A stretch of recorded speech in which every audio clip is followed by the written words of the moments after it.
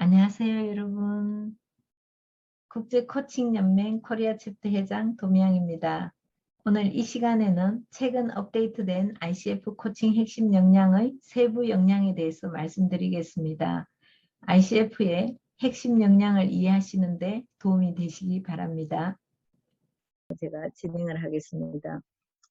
앞에서는 조금 여유 있게 했는데, 이제 제가 조금 내용을 1에서 4에 해당하는 내용을 포함해서 설명드렸기 때문에, 여러분이 이 큰 그림은 이미 다 그리셨다 이렇게 생각하시면 될 것 같습니다. 그래서 세부 실행 지침 중심으로 말씀을 드리겠습니다.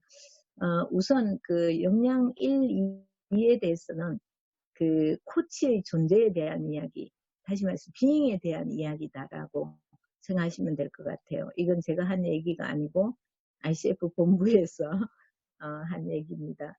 그래서 1과 2는 비잉에 대한 내용이다. 그러면 이제 제가 앞서도 이야기했지만 비잉이 되게 중요하다라고 말씀드렸잖아요. 그리고 이제 실제 우리가 이제 예를 들어 코치협회 회원들도 많으실 텐데, 코치협회 이제 시험을 쳐도 이렇게 KAC 시험을 치잖아요. 그러면, 다들 이 역량 1, 2를 잘 못하세요. 당연히 초보 코치니까. 그래서 거의 실행 계획으로 바로 넘어가셔가지고 15분 시험을 치는데 한 8분 지나면 다 끝났어요.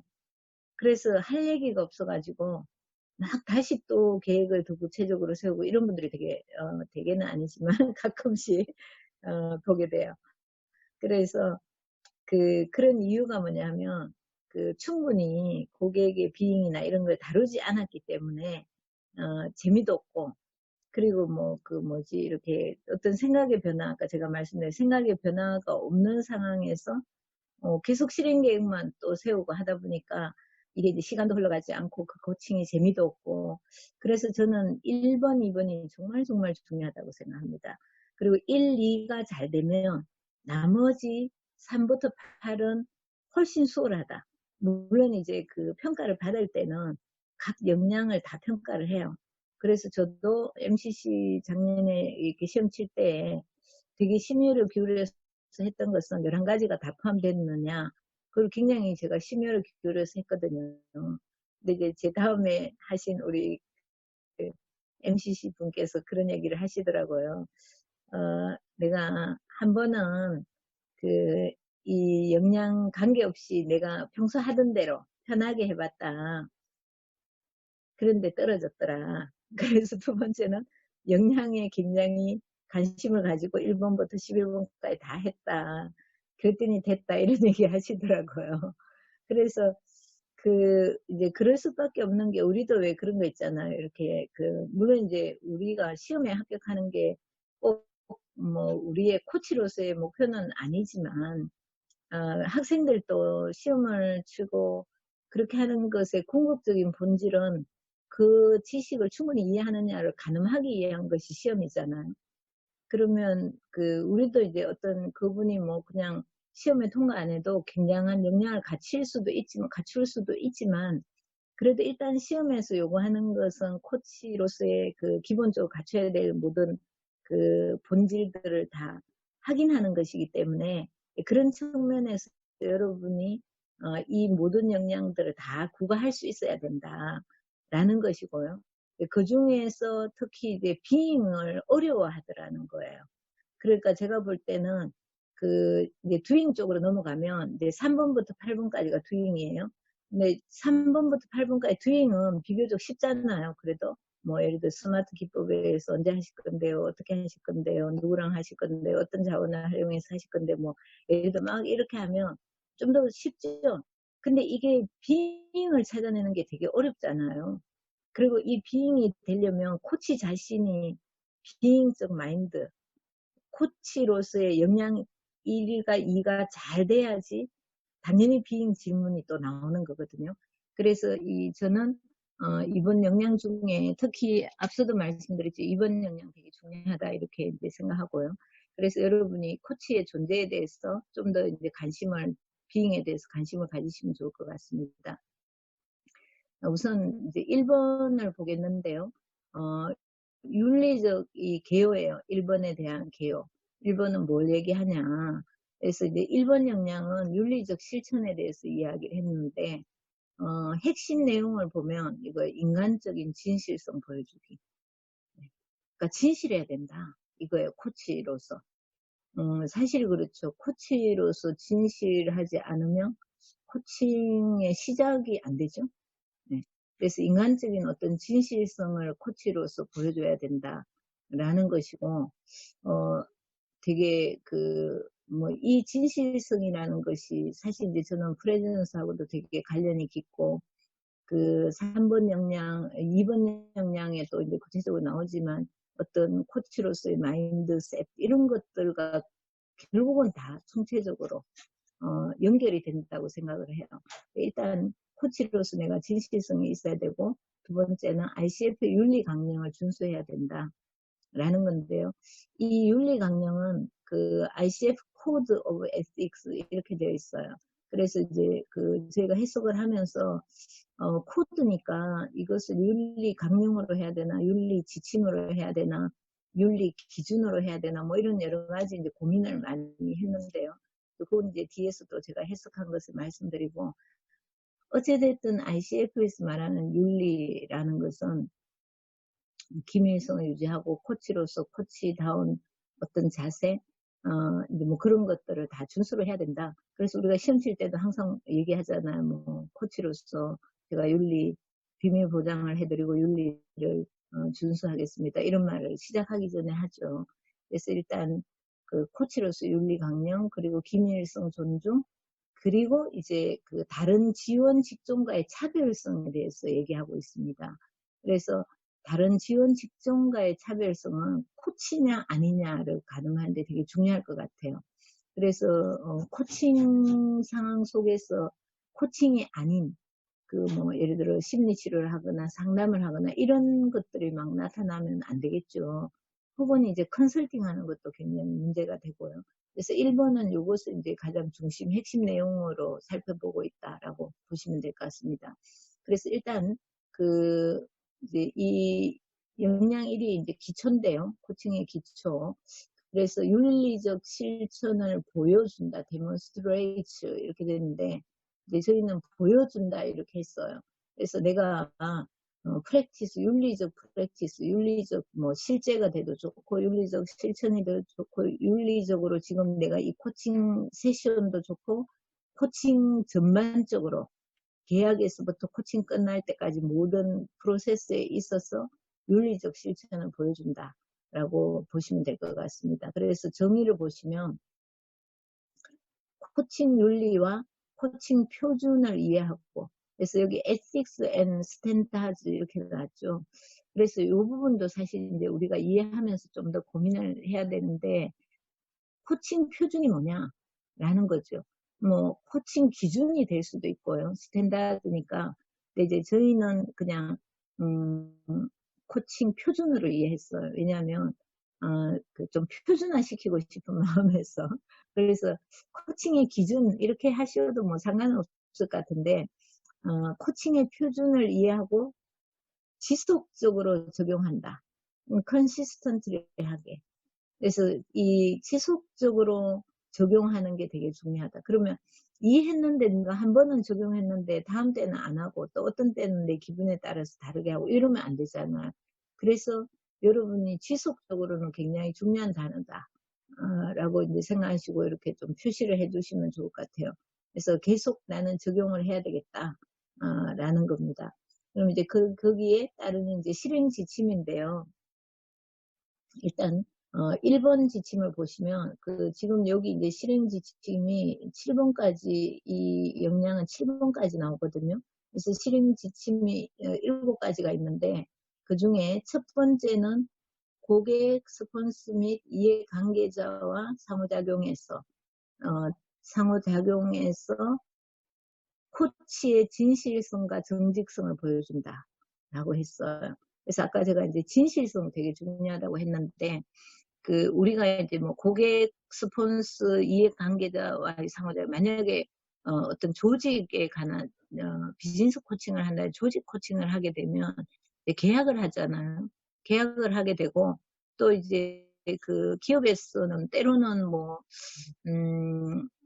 제일 퇴직자들, 퇴직자들 대상으로 이제 뭐라 그러지? 뭐 코칭을, 뭔가 성과가 나지 않는 사람을 대상으로 코칭을 하거나, 이제 그런 경우들이 있다 하더라고요.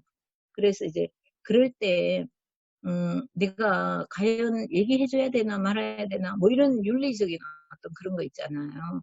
그런 것들에 대해서 그 고객에게 나는 어떻게 접근해야 되느냐, 그것에 대한 명확성을 확실히 서로가 이제 해야 된다 이거죠. 근데 만약에 이제 거기에 보면 고객도 있지만, 스폰서도 있죠. 그러면 이제 예를 들어 돈 내주는 사람이 있고 이용하는 사람이 있잖아요. 이용하는 사람이 있는데, 그리고 또 그걸 관리하는 매니저도 있을 테고, 이제 그런 삼자 간의 관계에서 상호작용할 때도 코치로서 이거는 이렇게 할 수는 없는 거고 이렇게 해야 된다라든지, 어떤 적절한 내가 일관성 있게 코치로서의 신념을 가지고 명확하게 정직하게 해야 된다. 그런데 이제 예를 들어서 뭐 이해 관계자가 이 사람들은 앞으로 퇴직시킬 사람들이거든요. 그러니까 비밀로 하시고 뭐 계속 코칭을 하시는데, 그 사람이 태도 뭐 이런 것들 우리한테 다 보고해 주셔야 되고, 예를 들어 막 이런 얘기 할 수도 있잖아요.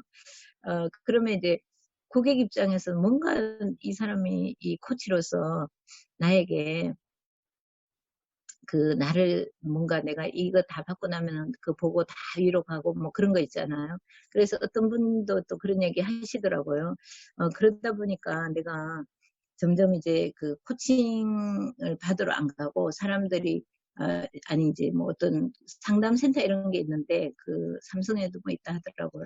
근데 이제 있는데 사람들이 거기 가면 다 그 기록해가지고 이 사람이 다 올리니까 이제 안 가고 뭐 그런 거 있잖아요. 그리고 코칭 받으러 갈 때는 놀러 간다고 생각하고 가고 뭐 이런 거.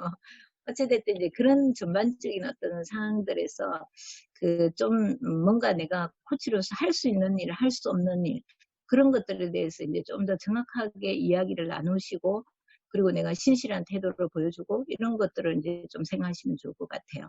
그리고 이제 두 번째, 고객의 정체성, 환경, 경험, 가치 및 신념에 민감하게 대한다. 저는 이 부분도 정말 중요하다고 생각하거든요. 그래서 여러분이 지금 이제 문서를 보시는데, 제가 이제 그 색깔로 좀 표시를 해놨는데요. 여기 초록색으로 되어 있는 거는 바뀐 게 아니에요.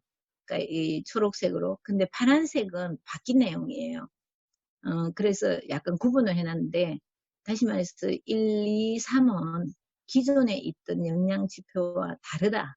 내용이 좀 다르다. 달라졌다. 라는 거죠. 그러니 거기에서 특히 2번 같은 경우에 고객의 정체성, 환경, 경험, 가치 및 신념에 민감하게 대한다. 이건 이제 굉장히 중요하고, 저는 2번과도 관련이 또 깊고, 그래서 아까 우리가 제일 처음에 얘기할 때 2번 그 역량 지표의 가장 큰 변화는 고객에 대해서 온전하게 이해한다. 그러기 위해서 다양성을 이해하고, 정말 그들의 가치란 이런 것에 되게 그 중요성을 많이 두고 바라봐야 된다라는 말씀을 드렸잖아요. 그런 측면에서 여러분이 내가 만나는 고객이 어떤 아이덴티티를 가지고 있고, 어떤 환경에서 성장했고, 어떤 경험을 가지고 있고, 그 사람의 가치와 신념은 어떤 건지에 대해서 되게 센시티브하게 대해야 된다. 이제 저희는 그래서 이것을 해석할 때 저는 민감하게 대한다라고 했는데, 사실 이제 이게 민감하게 대한다 하면 자칫하면은 뭔가 좀 예민하게 대한다? 뭐 그런 거로 이해할 수도 있지 않을까라고 생각했으나 민감하게 대한다라고 했어요. 그 이유는 뭐냐면 둔감하면 안 된다. 저 사람이 어떤 경험에 의해서 저런 말을 했을까? 코치로서 진짜 이것은 저 사람이 말하는 의도는 이거 아닐까? 라는 것을 내가 명확하게 민감하게 알 수 있어야 되겠죠. 그리고 분명히 그 사람의 어떤 배경에서 그런 것들이 나는데 그건 무시해버려요. 그리고 내가 일반화시켜요. 그리고 내가 가진 어떤 경험을 바탕으로 그 사람을 바라봐요. 그럼 나는 그 고객을 온전히 이해하기가 어렵겠죠. 네, 그런 측면에서 2번 굉장히 중요하다고 보시면 되겠고, 3번은 고객, 스폰서 및 이해관계자에게 적절하고 존중하는 언어를 사용한다. 사실 이거는 되게 기본이라고 생각하실 수도 있는데 우리가 이제 그래도 이제 어떻게 하다 보면, 왜냐면 이게 꼭 코칭 세션뿐만 아니라 뭐 6개월 계약하고 한다든지 뭐 이렇게 하다 보면 계약이 이게 뭔가 계약된 내용과 달라질 수도 있고 뭔가 좀 안 맞을 수도 있고 혹은 그 상대가 나를 코치로서 제대로 무시하거나 뭔가 이제 그런 액션이 되돌아올 수도 있고, 그럴 때조차도 나는 상당히 적절하고, 그래서 여기 적절하고라는 단어가 있어요. 적절하고 존중하는. 그런데 그 고객뿐만 아니라 내가 코칭과 관련된 이런 여러 사람들과도 존중하는 언어를 사용한다. 라는 것이 새로 들어간 내용이에요. 그러니까 제가 생각할 때 이게 이제 코칭이 한 20년 이상 흐르면서 해보니까 되게 이런 부분에서 뭔가 이제 이해관계자, 뭐 이해 당사자라고 할 수도 있고 스폰서 이런 사람 간의 어떤 의견 충돌이 있을 수도 있고, 그러다 보니까 뭔가 자꾸 이제 이 고객과의 그 코치와 관계가 뭔가 이제 문제가 있을 수 있기 때문에 이런 내용들이 추가로 들어갔다라고 생각하시면 될 것 같습니다. 4번은 윤리 강령 준수하고 핵심 가치를 지지하고, 이제 ICF의 가치, 철학, ICF의 정의 이런 것들을 이제 여러분이 지지하셔야 되는 거고, 5번 새롭게 들어간 내용인데요. 이해 관계자 합의 및 관련 법률에 따라 고객 정보에 대하여 비밀을 유지한다. 요즘은 모든 게 다 나오잖아요. 고객 정보가 우리가 굉장히 중요하기 때문에 고객 정보를 잘 관리하시고 비밀 유지하시고, 이거는 이제 너무 당연한 것이기 때문에 이렇게 들어갔고, 6번, 7번은 기존에 있던 것인데요.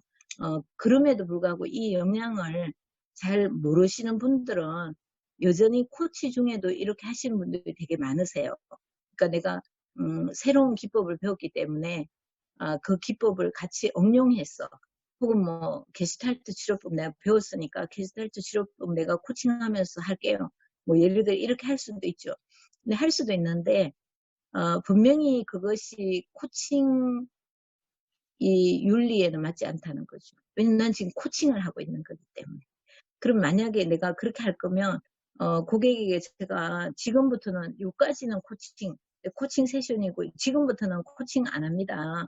뭐 다른 거 제가 배운 치료법을 현실 치료법을 가지고 할게요. 라든지 합의에 의해서 코칭 세션이 아닌 것으로 갈 때는 모르지만 코칭이라 했는데 가보니까 코칭 아니에요. 그러면 이제 고객 입장에서는 뭐야? 코칭이 뭐 따로 뭐 심리치료하고 다를 바가 없잖아? 뭐 예를 들어 이렇게 되면 안 되겠죠. 그래서 이제 분명히 차별성이 있어야 된다라는 것이고, 특히 제가 이제 이렇게 공부를 같이 할 때도 보면 그 컨설턴트 출신들이 되게 힘들어 하시더라고요. 왜냐면 코칭은 계속 질문을 이렇게 고객이 가져오는 거잖아요. 근데 이제 컨설팅 하셨던 분들은 정답을 많이 주시던 경험이 굉장히 많으시기 때문에, 그래서 이제 코칭을 배우긴 배웠지만 나중에 이제 결국은 보면 어떤 식으로든 내가 원하는 방향으로 고객을 조정하는 듯한 느낌이 든다. 그래서 결국은 그게 무슨 컨설팅처럼 막 흘러간다. 그러면 이제 안 되겠다. 이제 그거를 이야기하는 겁니다. 여러분, 이 강의를 통해서 ICF의 새로운 코칭 핵심 역량을 이해하시는데 도움이 되셨기를 바랍니다. 경청해 주셔서 감사합니다.